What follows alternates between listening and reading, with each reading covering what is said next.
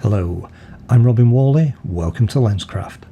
Today I'm going to be looking at how to process infrared images and create that great halation effect that you used to get with old infrared film. Now I'm going to be using this image that you see at the moment. I shot it back in 2013 using a GX1 Micro Four Thirds camera that had been converted to shoot infrared. And we're going to actually process it, and I'm going to show you how to take it to this image, which is much more what you would expect when we look at infrared film. We're going to start off in Lightroom, and at the moment you can see the folder of images I've got open, and these were all shot with an infrared camera.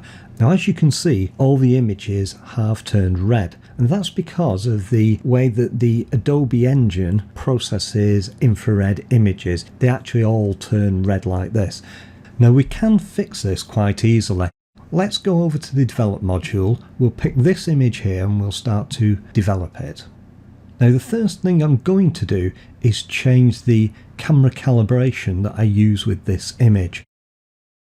As this is the latest version of Lightroom, Adobe has moved the camera calibrations now into the basic panel, and rather than use one of the Adobe adjustments or profiles, because those all produce a red result, I'm going to use one that I created, and we'll take a look at that, and it's called GX1 Infrared. And what it does is it actually changes the colour balance quite dramatically on the scene. Now, the image looks black and white, but it's not. It is actually a colour image. If I push up the saturation, you can see that coming in. The next thing I'm going to do is set the white balance, because at the moment it's balanced out to try to create a neutral colour. What I want to do is set the white balance onto the leaves, because in an infrared image the leaves should be neutral. So that's created a white balance now. I'm happy with that. And now I'm just going to move into cropping the image, because I don't want this top corner of the frame showing so much of the sky. Now that I've done that, I'm just going to do a few basic adjustments to this image, and I'm going to save the rest of it for the secret to producing good infrared images. So let's just balance this out. I'm going to just push up the shadows a little bit and push up the exposure. And I'm going to increase my contrast. Actually, I'm going to move the shadows back down, because I hadn't realised that I'm so far from having a black point in this image. Don't worry, we're going to correct that later. I'm also going to push the whites up just a little bit and the highlights up, because what I want to do is create a lot of white in this area here where we've got all the foliage. Now, at the moment the exposure is looking a little bit too bright, because what we don't want is too much clipping. And at the moment you can see, if I turn on the highlight clipping indicator there, you can see some clipping in and around the leaves here. Next I'm going to add in some clarity. And as soon as I do that, a lot of the black detail in the image starts to become more apparent.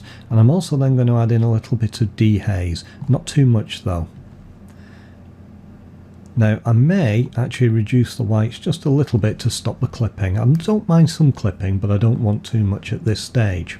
That looks reasonable. We can go into the detail and sharpen it. At the moment this isn't a very sharp image, and there's quite a bit of blurring there because I had to shoot it handheld and I didn't have any image stabilization at the time. So that looks okay. We can now right click on the image, and we can take that into our exposure plugin. And I'm using here Exposure X3. So this is from a company called Alien Skin. I use this plugin quite a lot, and whenever I'm processing infrared images, this is what I turn to. So I'm just going to accept the defaults here. Here we are then in the Exposure X3 package, and what I should say is, although I've called this a plugin, and you can use it as a plugin in both Lightroom and Photoshop, it's also a standalone package, and it's got its own browser and its own RAW converter in there, so I could have started the image from inside Exposure X3 if I'd wanted to. Now, one of the great features of Exposure X3 is all the presets that they have available to you. So in each of these folders here we've got a number of presets that you can use, and if you just wanted to apply an adjustment or a conversion to this image, you could use one of the ready-made presets. But I'm not going to actually do that. I don't want to. I want to actually have more control, although we will come and use one of those presets shortly. The first thing I'm going to do is just take a look at the tones in the image. So if I look up here, you can see that actually I'm still quite dark in terms of where the processing's left me. So what I'm going to do is make some adjustments to that. But before I do, I want to convert the image to be processed in black and white, and all I'm going to do is just take the black and white option there. Now I'm going to actually push up the highlights in the image, and I'm going to increase the contrast as well, but not too much at this stage. And let's have a look at the exposure as well. So that's actually creating a reasonably good image. This area is very bright, and that's what I want. I do want some dark areas here, which we will enhance shortly. I can add a little bit of clarity at this stage as well if I want to, and I can also pull the blacks down very slightly, and if I want to, I can darken some of the shadows. That's given me a good basic adjustment to start with, and that's going to form the background to our image. So the next thing I'm going to do is add a new layer. Now the next thing I want to do is to apply some adjustments, and we're just going to affect first off this lower part of the image here. So if I select the mask, and we can expand here, and I'll use this graduated filter option here, and we'll position it. If I turn on the mask there, you can see the areas that I'm actually going to be affecting. And now we can apply some adjustments. So I'm going to increase the contrast, and I'm going to pull down the shadows, and I'm also going to reduce the highlights to some degree on that area. And I'm just going to add in some clarity to really emphasize the detail in the foreground here. Now I'm going to add another layer, and this time we're going to use it to select this upper part of the image.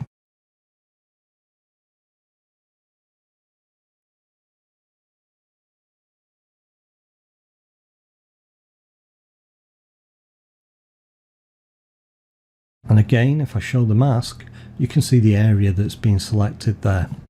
You also see this thumbnail up here that gives you an idea of where the mask is as well. If I select the image here, we can apply an adjustment to this. Now I'm going to reduce the contrast slightly. I'm going to reduce the highlights on that as well. And I'm going to just reset the shadows, and I'm going to reduce the clarity down as well. All I'm trying to do here is to just control the brightness of this area, and you'll see why I do that shortly. Now if you look at each of these layers individually, they each have their own set of adjustments that you can see applied here. I'm now happy with that, and I'm going to add yet another layer. And this time I want to darken these areas around here and around here, because I want to create more of a look of shadows. This time when I select the mask, what I'm going to use is the brush here, and I'm going to use that brush tool to paint in areas, and I'm going to set the preset to actually burn or darken the image. Now don't worry, because when I do this it's going to actually appear far too dark, but it's helping me see where I'm painting at this stage.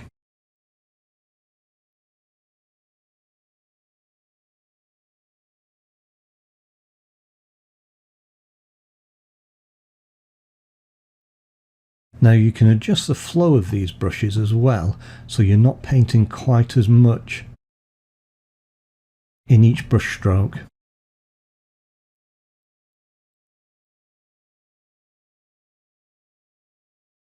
Now the way the darkening effect has been created, I'll show you that in a second.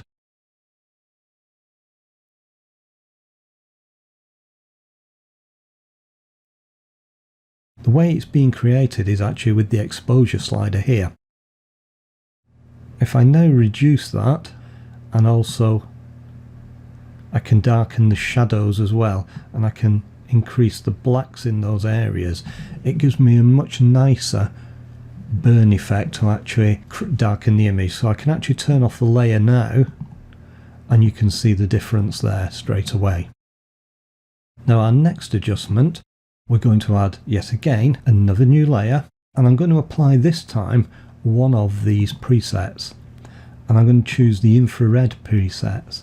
And the one I want to go for is this fog effect here. So as soon as I add that, you can see that it's created the effect and really fogged the leaves. It's a bit like the halation effect that you get with the old infrared films. And if you come down to this infrared tab here, and this is the only piece of software I've actually found that's got this feature, you've got the option here to control the halation effect in the image, and it's really effective. The other thing I'm going to do is change the grain here. I could use one of these presets, but I'm not going to. I'm going to actually add in some grain myself. And this again is one of the best grain controls I've actually seen anywhere. And you can pick the type of film that you want to simulate. Well, I'm going to shoot for 35mm, and you can do some push processing on the image as well, and that really darkens down the shadows a little bit further. And then I'm just going to zoom in so that we can see the detail in the film, detail in the image, and now we can control how much of the grain we want to see in either the shadows, highlights or midtones.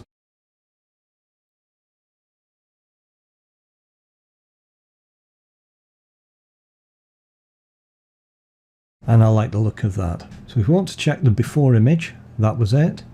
Now we've got our after image. Some of it is a little bit light at the moment, so I'm going to just go back to the basic panel on the top layer, and I'm going to now reduce down just slightly some of the highlights and just a little bit some of the whites, and that's looking quite good now.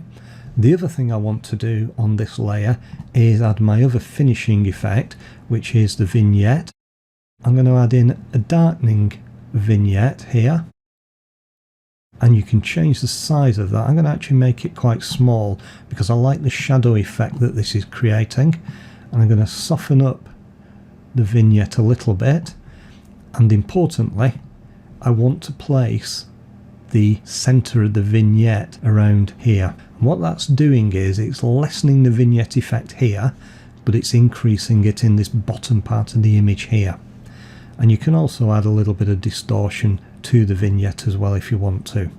Now that I've got that placed, I can darken it off a little bit further if I want to. Let's go back to the before image, and now it's looking much more the way that I'd imagined it would. The final thing I'm going to do is just zoom in onto this area here, and I'm going to pick the base layer again, and this time I want to actually look at the focusing. I'm just going to add in some sharpening to the image. That's far too much, just to really emphasize the detail in the image. So that is the image finished, and as you can see it's actually quite straightforward to work in Exposure X3. So I'll save that now, and I'm back in Lightroom, and the new image has actually been added to my catalogue.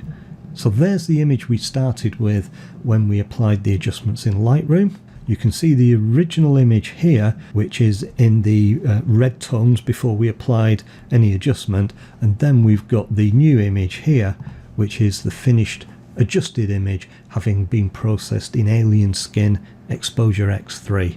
And as you can see, it's done an absolute great job of processing and giving that infrared look. I hope you've enjoyed that. I'm Robin Whalley, you've been watching Lenscraft. Don't forget to subscribe if you haven't done already, and I'll see you in the next video.